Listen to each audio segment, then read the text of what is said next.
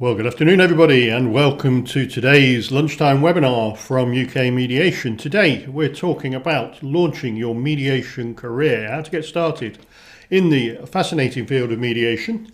And I'm Dr. Mike Talbot, pleased to be with you this afternoon to present today's webinar all about this particular topic. And great to see so many of you here with us this afternoon. Wow. So we have people from the UK and from all around the world joining us online for today's webinar. So just a quick word about me. For those of you who don't know me, I'm Dr. Mike Talbot. I founded UK Mediation nearly 24 years ago now, I have to count that one, on the back of a career as a psychotherapist. So I mention that because you will notice as we go through today's webinar about our company's particular take on these topics to do with conflict resolution, mediation, facilitating resolution between people. We tend to have a focus on the psychology of conflict. So just to mention that early on so that you know where we're coming from. So we're not legal practitioners, we're not HR professionals, we are people who understand the psychology of conflict. What's so difficult about conflict? Why do we get into conflict with other people so often? And how come it's so hard to navigate our way through it, to the extent that we need the help of an impartial third party who we'll call a mediator. So that's where we come from, and that will be the sort of flavour of the webinar today as we talk about launching your mediation career. So just before we wade in, just to say that you're very welcome to comment or ask a question today as we go through. If you prefer, you can send your questions in by email. There'll be links appearing in the chat box that you'll notice in the corner of your screen as we progress. But if something occurs to you and you want to make a comment or ask a question as we go along, please do. If you only think of your question near the end, then I will leave a bit of time for Q&A towards the end of this, approximately 40 minutes, I hope.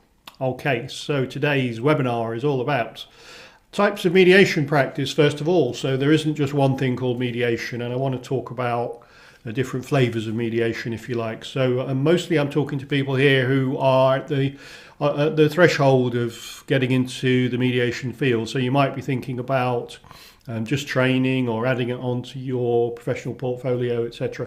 You probably want a bit of help in thinking about different sorts of mediation practice. There's a lot of information out there. There's a lot of people wanting to sell you their wares.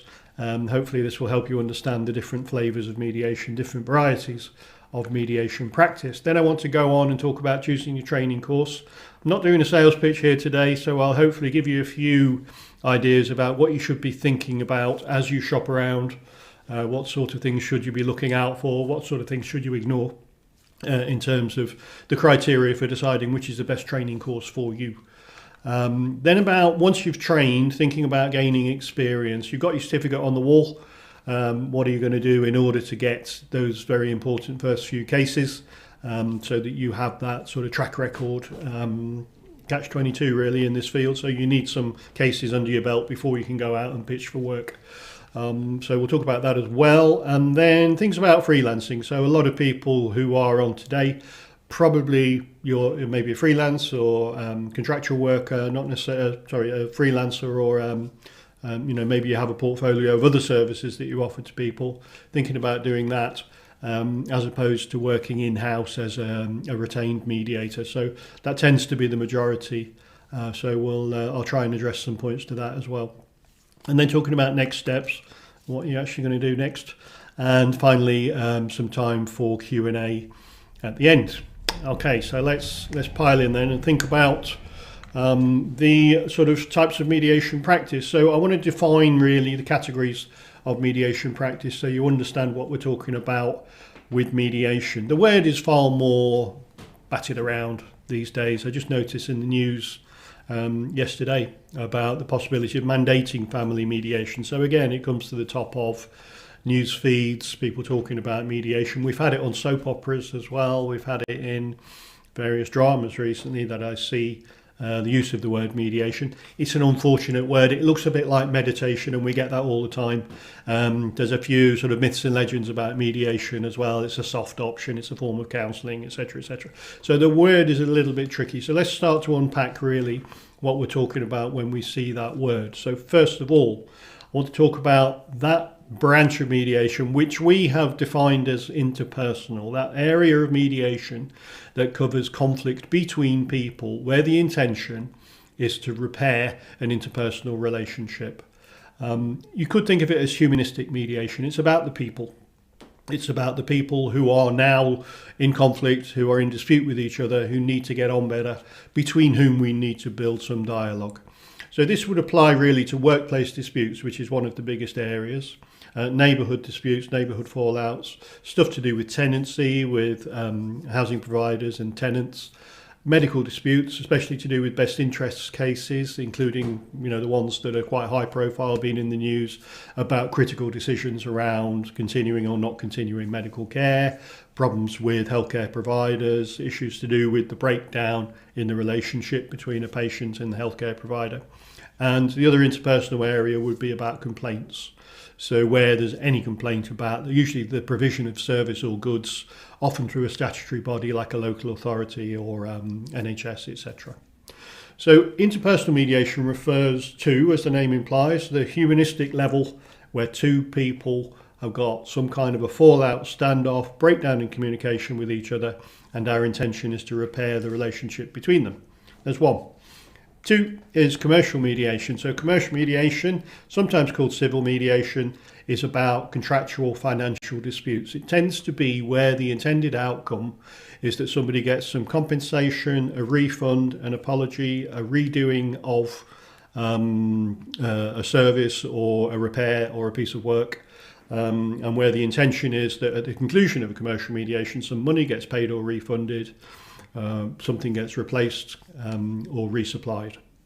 So this would tend to be in those kinds of cases, as well as in injury claims and in copyright and intellectual property disputes. So these are the kinds of areas where we've had commercial disputes to be resolved. So there's the second area.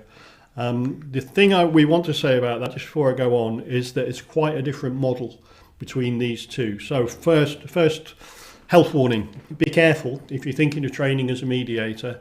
Think carefully about what kind of dispute you want to resolve. The two models are different.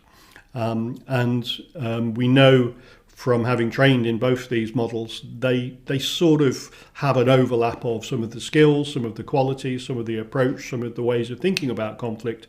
But in terms of what you actually do, the model, the structure by which you work your mediation process, they are quite different. So, and the way it's gone now is that the commercial tends to be very much the stuff of legal professionals.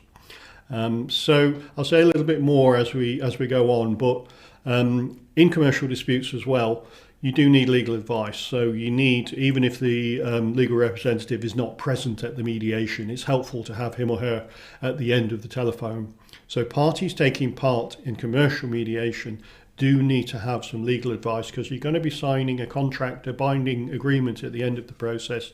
And in order to make the agreement that's reached in mediation into a contract, you do need to have some advice. We don't want people signing their rights away. We don't want people agreeing to things that really they shouldn't have agreed to.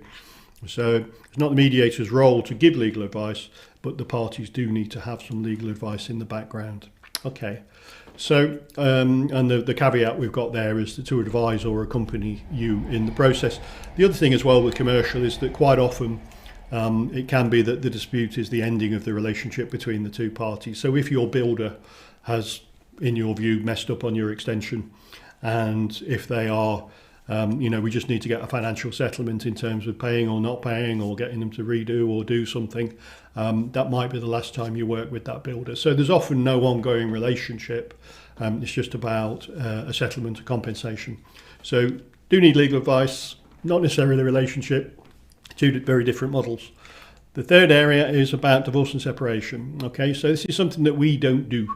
And we chose not to do some years ago when mediation about divorce and separation kind of sailed off into being a quasi-legal process.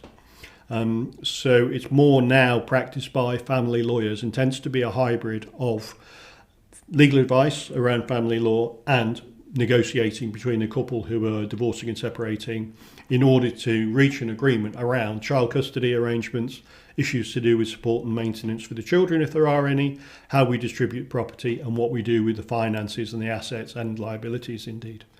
So it is mediation sort of, but it's really a variety of mediation that we don't touch at all. We don't train in it, we don't practice in it, because of the quite stringent legal requirements around making a public financial disclosure about the two parties' assets and finances, and around the fact that it tends to be done by family lawyers who at the same time advise parties on what needs to go into their consent order, whilst having the negotiations between the two sides around what's going to happen with the property, with the cars, with the children, with the holiday home, etc. So 3 broad varieties of mediation: interpersonal or humanistic, it's all about the people; commercial, it's all about the settlement; family and divorce, that's all about the separation arrangements.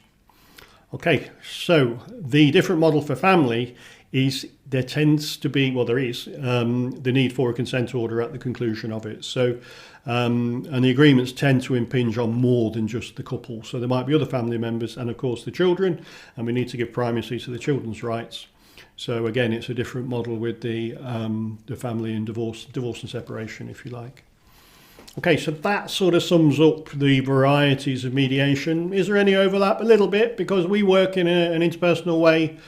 Sometimes with couples. Sometimes with couples, they want to maintain the relationship. Sometimes with couples, it's not about money or goods or finances. It's just about the arrangements for taking the children to scouts, what's going to happen at Christmas, what's going to happen during the holidays, ensuring that there's still a good line of communication between the parents, even after everything is settled in terms of the finances and the divorce, etc., etc. Don't deal with. Okay, and then the commercial can be more about deal making. The commercial area, civil area, has to an extent sailed off as well. So since in the early noughties, I suppose, a lot of legal professionals came into the field of mediation looking for, where's the foothold in this field, and there has now developed this sort of form of deal making, if you like. So it looks more like legal practice than mediation.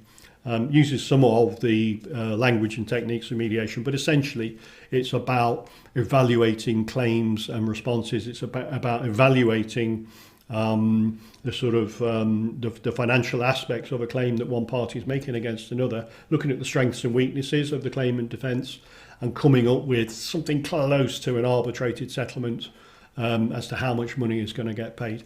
Not mediation in our view. I'll refer to it as deal making with the greatest of respect. What some people need is to get a deal. So deal making, civil mediation is sort of sailed off a little bit. Certainly divorce and separation is sailed off into more of a quasi-legal discipline.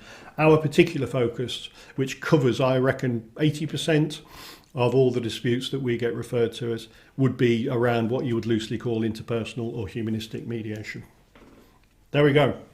So what are you going to do? Launching your mediation career, thinking about your training course. So I put that in first, just so we can say, make sure it's the right course for you. This would be our top recommendation, if you like. Is it the right area of mediation? What is it you want to do? Is it interpersonal? Is it commercial? Is it divorce and separation? So I told you at the beginning, I'm not going to do a sales pitch, and I'm not. So if you want to train to do divorce and separation, we're not the right company. You need to look at the Family Mediation Council, look at courses that they recommend. You easily Google that and go down that road. If you are looking for a sort of a deal-making course, a civil mediation course, lots of those around as well. Again, you can Google that. So make sure you're in the right area of mediation. If it's around mediating between people, on that sort of, in my view, 80% of disputes are around the interpersonal relationship breaking down, then look for something which is a training in interpersonal mediation, humanistic mediation. That's what you're after. Get a recognised qualification. I'll say a bit more about that in a second. So what you want is recognition, of course, for your qualification. You need the credibility to be able to say, yeah, I'm properly qualified. So look for external accreditation. Look for a recognised qualification, a proper qualification. So it's very easy, I'm sorry to say, but to wake up in the morning, decide you're going to be a mediation training provider, write a training course, market it, deliver it. So it's not a hard thing to do. We've been doing it for 23 years, and right from the beginning, we've looked for accreditation by external bodies, and the one that we've gone for is Ofqual.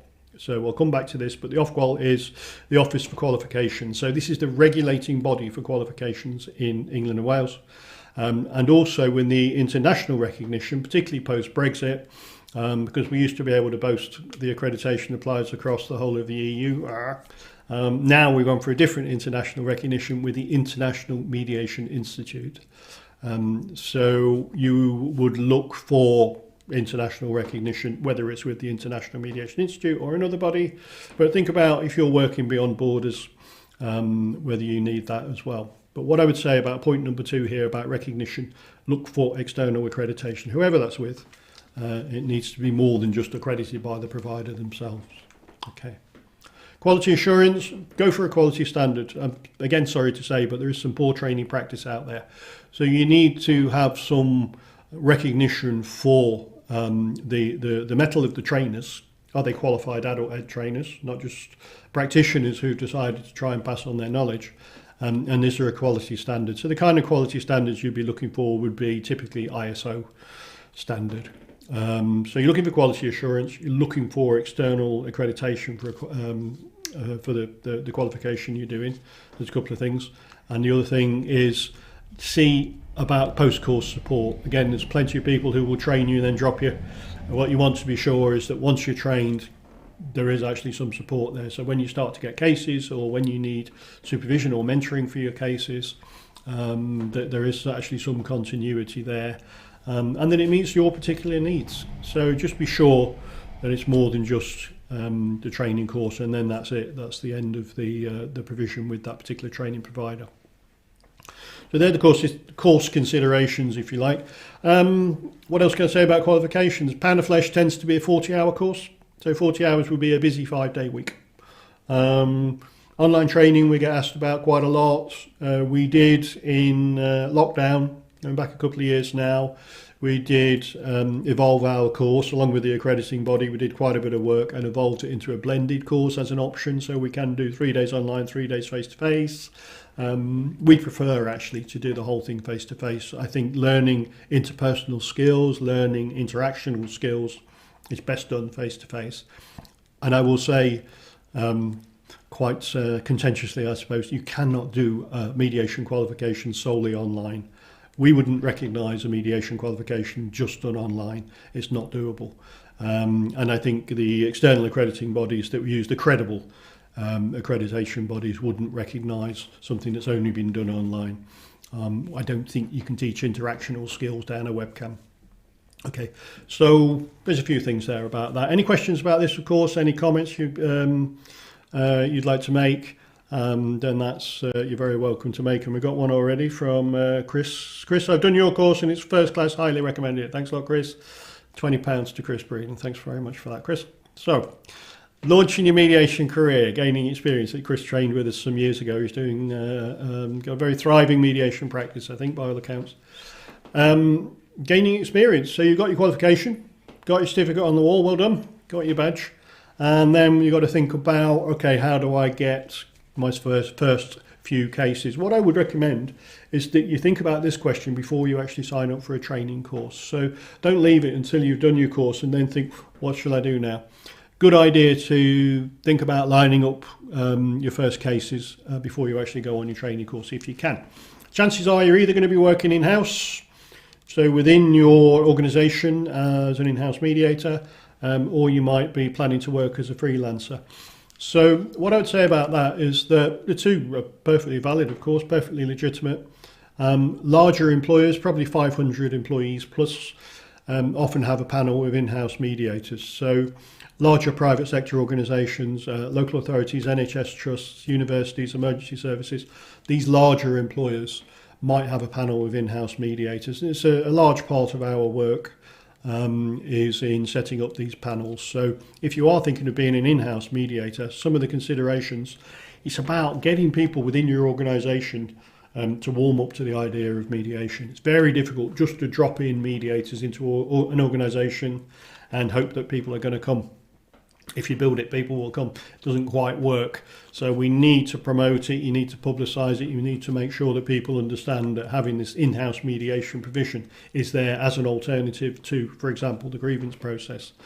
What we suggest is that within your organisation, if you're doing this, you should run awareness raising events, and won't go into the detail of that. There's a lot we could say about that. We've done that with hundreds of organisations. We know quite a bit about it if you want to ask us. Think about using co-mediation. So when you're working in your first few cases as a mediator, once you're trained, really good idea to buddy up with somebody, work in a pair, 2 mediators working together. Excellent way to embed your skills, to transition from the training course into the actual practical setting. Great way to give and receive feedback with a co-mediator, learn from each other. 2 heads are better than 1, 4 ears are better than 2. Okay, so a very good way to get started. And in particular, what we would recommend is using consultative support or case supervision. This is a drum I've been banging for years and years and years. Coming from a psychotherapy background, I was very surprised when I came into the mediation field many, many years ago that people didn't value this. Reflective practice, the benefit of being able to talk about cases. This is what happened, here's what I did, here's what the outcome was, here's what I've learned, here's what I might do differently next time. Really, really important thing to get consultative support and case supervision. Could be done on a peer supervision basis, or might be done with an experienced mediator. That is something that can be done online, by the way, so that you can really get your mediation skills sharpened up, ensure that you're working safely and effectively. Get that right from the get-go so that you can get off on the right foot when you start putting your training into practice. Think about progression, think about adding on courses or next steps programs, and within your organisation appoint a mediation champion. So where we've had the most successful in-house mediation services is where they have a champion, somebody who represents the mediation service internally. For those of you who are thinking of working as freelancers, so you want to train up so that you can, on a case-by-case basis, pay-as-you-go basis, if you like, provide mediation to this organisation, that organisation, set yourself up, as a mediator. Think about using your existing connections. If you're from the accountancy field and you want to train as a mediator, where are the connections within the accountancy industry? You probably speak the language of that industry, so exploit that. Use your background, use what you know. If there are some open doors by virtue of you having worked in that field, then use that in order to get your first cases. I use accountancy as an example. We've had people from publishing backgrounds, from the film and TV industry, people from the sports sector, a lot of people from the entertainment sector who have trained in mediation and then gone on to work within those industries. That really works, big tick. Because you've got a niche, you've got a language, you've got a culture that you understand, and you can offer your services back into that industry as a mediator. Fantastic, really works. Think about doing a free case or 2. Nothing works better than showing people what mediation's about. We can talk about it a lot, we can put stuff on the website, you can show animations and simulations, turn up, do a case, show people what it can achieve is the very best way to do it. A couple of free cases, 1 free case, in order to show people what it's all about. And what I can say is, starting with co-mediation will get you a more confident presence. It can be quite nerve-wracking walking into the first organisation to do your first case when you've just qualified. So think about co-mediation, buddying up with somebody else. Some people buddy up with somebody off their training course, by the way. Good online presence. Website, social media, maybe get some help to do that. Think about marketing. If you need some advice on marketing, there's a lot of agencies around that would help you with that. Maybe think about Chamber of Commerce. Get some help, generic help about how to do marketing, how to do social media. Promote mediation. So a lot of people don't get it. I said at the top, there's a lot of myths and legends about mediation. People think it's meditation. People think it's a soft option or some form of counselling. So we need to plug it for people who really don't know about it. So, it's misunderstood. And I think we need to continue to do the job of helping people understand what it's all about. Again, generic marketing exercise, but just think about what's unique about you when you're marketing yourself. You're the the accountancy specialist, you're the publishing specialist, you're the entertainment industry specialist. But think about what's unique about you. Why should people come to you as a mediator and not go to the person down the road? Okay. So, and finally, and same thing, I suppose, find your niche. What is it about your service? So, pulling that together, in-house mediators, a few considerations there, and I won't do a sales thing here, there's a whole package to do with that, but freelancers, if you are setting yourself up as a mediator, think in particular about what's your specialism. What can you offer that the rest of the field can't offer?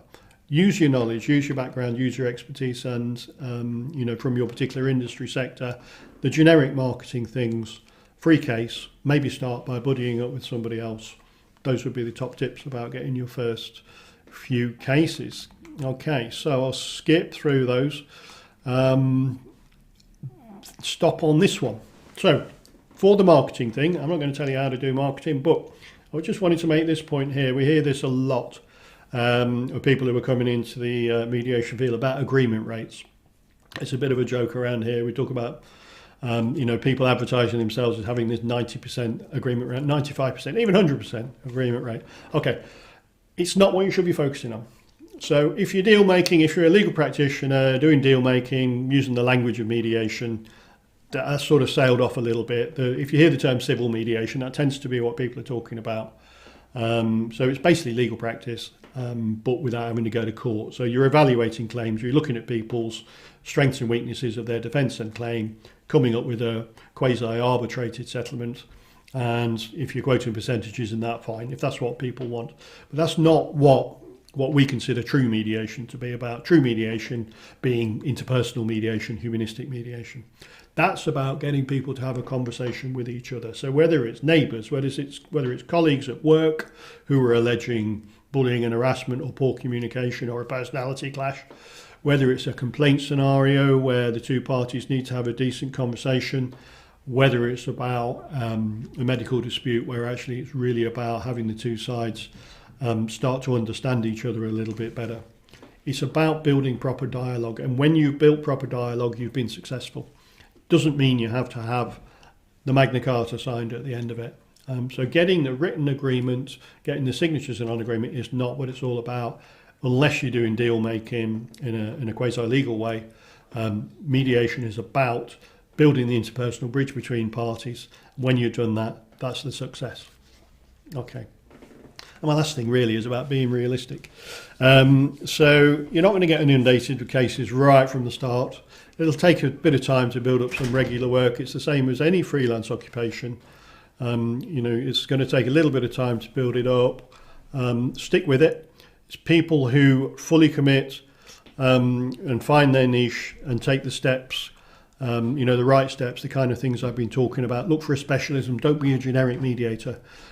You'll be the ones, if you sort of take your time over it, you'll be the ones who see the most success.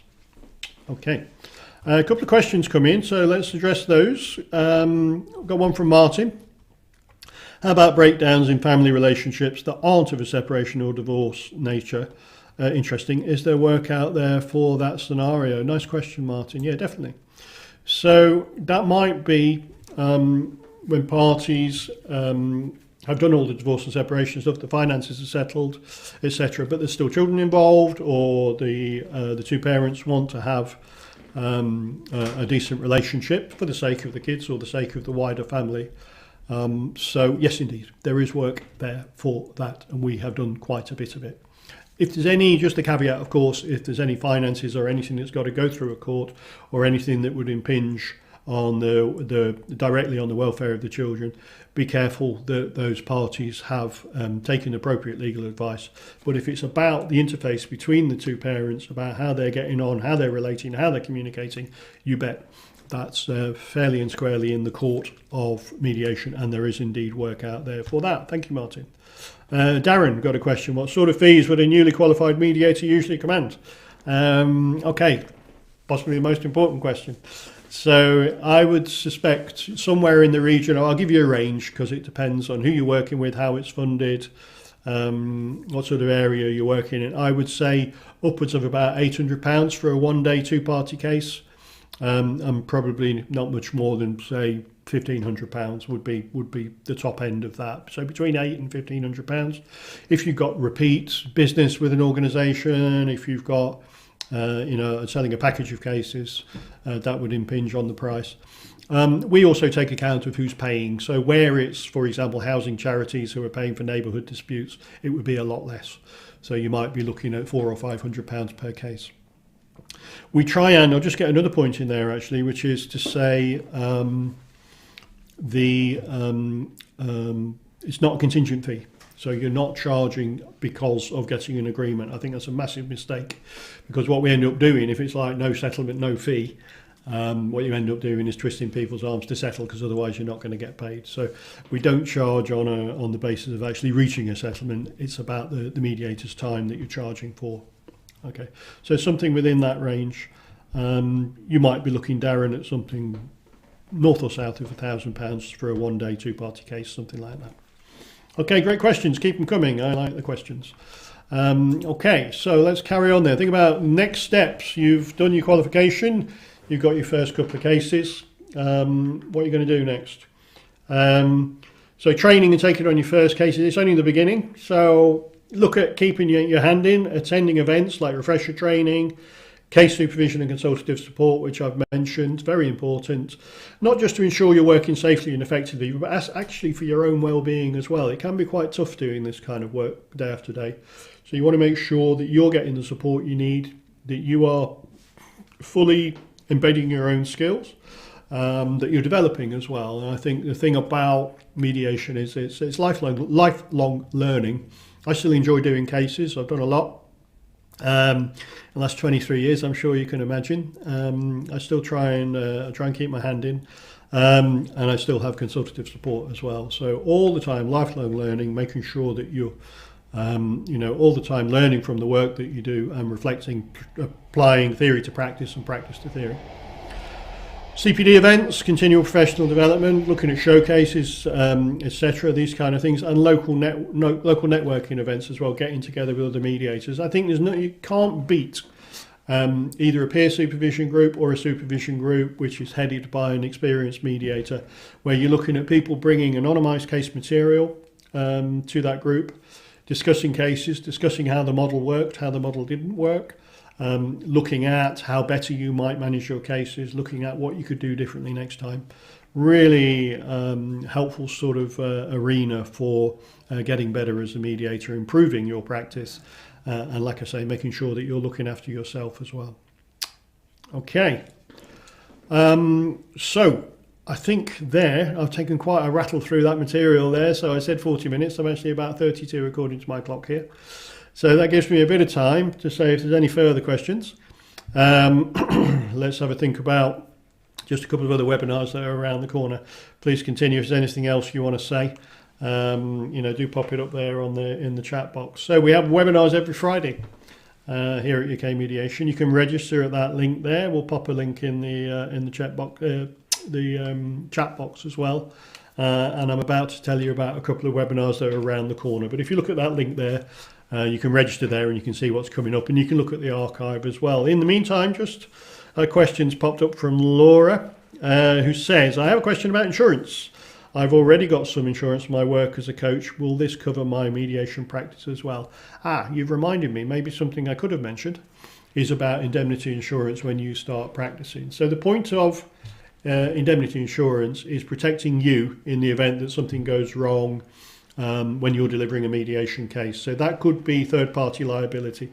So it might be that there's a trip or a fall, some kind of an accident when you're on the premises of a client, or if you're having people coming to you, they trip coming up your stairs. Let's hope it never happens. But if there's any damage there, if there's anything to be claimed, the indemnity insurance will will fund your protection, will fund your defence if somebody takes an action against you. Okay, so that's that one. So the indemnity insurance, you need to have it, and in order to meet the criteria for accreditation by us as a UK Mediation accredited mediator, you need to get some indemnity insurance as well. There are some generic indemnity insurances. So if you're working as a counsellor or therapist, if you're working as a coach, for example, so any of the helping professions which are hands-off and don't involve physical contact, if you like, it might well cover you for mediation. So just check the terms of your insurance. And I'm not trying to scare you. The providers who understand the field of mediation will offer you indemnity insurance for under £200 a year for about £1 million cover. Okay, so do shop around, of course, but get yourself some indemnity insurance. You probably won't need it, but it's you when you need it, you'll really need it. So just make sure you've got it in place. And for some organisations, if you're offering your services as a freelancer, they're going to want to see your indemnity insurance as well. So do look into that. But Laura, in terms of your specific question, will your insurance cover mediation practice if it covers you as a coach? Check the terms and ring your provider if you're not sure. But top question, thank you. Probably, but do check. Another one from Nick. Thanks very much. What does Nick say? He says, great presentation so far. Could you say more about getting initial work, about marketing and advertising through various mediums and proactive approaches and so on and so forth? Yeah, I think in a sense, Nick, it's a generic marketing exercise. So it's about how do you do marketing. One thing is thinking about your unique selling proposition, your USP as people call it. So what can you offer that other people don't? Demonstration is far and away the best thing you can do. So if there's some way that you can show people what a mediation looks like, that is definitely much better than just telling them. Use our material. If you want to show to people that here's what a mediation looks like, refer them to some of our archive of webinars. We don't charge. A lot of videos on the website, a lot of stuff there that you can show people, say, look, this is what mediation looks like. Costs and benefits. It's very easy to make the costs and benefits case for mediation, particularly with things like workplace mediation. Figures from the Chartered Institute for Personnel Development will tell you that it takes about 8 days of management time to manage a grievance. 8 days of management time to handle a grievance. Now, if you costed that at X per day and compared that with the cost of a mediation, which tends to be round about 4 out of 5 cases, it will preclude the need for a grievance. There's a really good marketing technique to say, okay, these two people at work, they've fallen out, they're thinking about putting in a grievance, that'll cost you 8 days of management time, mediation will cost you X, and in 4 out of 5 cases, it will save the need for that grievance process at all. So I would suggest those kinds of arguments, Nick. So look at your unique selling proposition, think about marketing as generic practice, and like I say, there's lots of courses and materials out there about how to market yourself, but also speak to the Chamber of Commerce, and then look at the cost benefits argument. I think these are really strong arguments. Okay. So they're the questions so far. Thank you for the questions. I do enjoy it when we get interactive. Just rolling down to check if there's any more before I go on to tell you about a couple of upcoming webinars. So upcoming webinars, what have we got around the corner? Our particular model, our relational view of mediation, looking at Retalk, which is our approach to mediation based on psychology of conflict, based on this in-depth understanding about how conflict develops, how it worsens, how we get entrenched in conflict, what's so difficult about it, and looking at how you can apply that model to a very wide range of interpersonal disputes. Okay, and that's on Friday 21st of April, so there's April's webinar. It's just started pouring down in rain as we're doing this one in March. Spring I thought was with us, but perhaps not, but there you go, should be by April. Humanising commercial disputes. So thinking about, as distinct from this deal-making idea, the sort of the thing that legal practitioners coming into this field have started to do in terms of deal-making, the civil mediation thing. Looking at how our approach would contrast with that, how the more humanistic interpersonal approach contrasts with this more quasi-legal approach. That's in May, and then the next one in June is going to be talking about online mediation, and particularly comparing online and offline. So, you know, we were forced into doing a lot of online mediation right back in early 2020, of course, and a lot of people sort of developed their techniques. They sort of honed their technique in doing online mediation. I want to talk about the choice between online and face-to-face, pros and cons of each method, what you what's made easy by doing online, and actually what you'll find is very difficult by doing online mediation. So we'll be doing that one in June. So there we go. And on top of our wealth of questions, just add one more, which I think will be our concluding question for today, unless anybody else has got a burning question to ask. So another one here from Martin, who says, what type of contact before the first meeting in person do you recommend, and how do you go about gathering information to know if the case is suitable? Great question, Martin. So there's a long answer to that, which I won't give you, but the short answer is look at if you have the luxury, as we do, of having a case manager, what we have then is a three-cornered arrangement. So we have our case manager, we have the referrer of the mediation case, and then we have the mediator. So what happens prior to the mediator actually going out on site and doing the mediation case is there's a conversation between the referrer and the case manager. So on this part of the three-cornered arrangement, so there's a conversation between the referrer and case manager. So we would get some background, we would hear whether the case is actually suitable. We need very little information up front when it's I'll take an example of a workplace dispute. Very little information up front. We just really need to know how long's the case been going on for, have any formal processes been tried, and especially are the parties prepared to give it a go. So we need to know that you have their voluntary participation. We would need to know the context. So is there a grievance running? Is there an investigation? Any formal process? And it's helpful also to know how long the thing has been going on for. And if it's a few weeks or months, fine. If it's 14 years, which is one we had a little while ago, that makes it a lot more difficult. Once that's all been set up between the referrer and the case manager, and we have a bit of brief information in a referral form, then we will pass that filtered information onto the mediator, and the mediator goes on site, and that is the first time that he or she meets the parties. So that's the situation we've evolved and set up over the years. Works very, very well. Ensures that the mediator can retain their impartiality by only meeting the parties on the day. It ensures that we're not wasting people's time by taking on cases which really it's either the wrong time or the wrong type of case that shouldn't be going through mediation. So it optimises the chances of success, retains the impartiality, it manages the disclosures and the confidentiality very well, and ensures that things are going to work very well. When the case, you put an adjunct on there as well, Martin, when the case is not a referral from the organisation, if you're talking to the individuals, again, I'd just be very careful really, without going into all of the detail, very careful that the mediator is not starting the mediation before they actually go on site or online and do the mediation. If you can have another layer, a case manager or somebody who will liaise between the mediator and the parties prior to the mediation, I think that's far and away the best thing to do, Martin, to ensure that impartiality is not compromised, and we don't get into a mess even before we get out on site to do the mediation. Okay, there we are. So hopefully that's answering the question, some of your questions. Hopefully it hasn't raised more questions than answers during today's webinar about launching your career as a mediator. We talked about training, experience, credibility, how to get started, how to support yourself, how to a little bit about how to sort of market yourself and thinking about your unique selling proposition.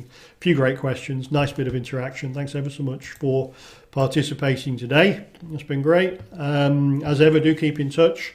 Mentioned a few things about the website. There's a couple of links in the chat box there. You can sign up for future webinars.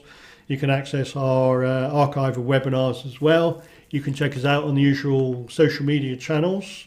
Like and subscribe on the YouTube. Check us out on LinkedIn and Twitter, Facebook page as well.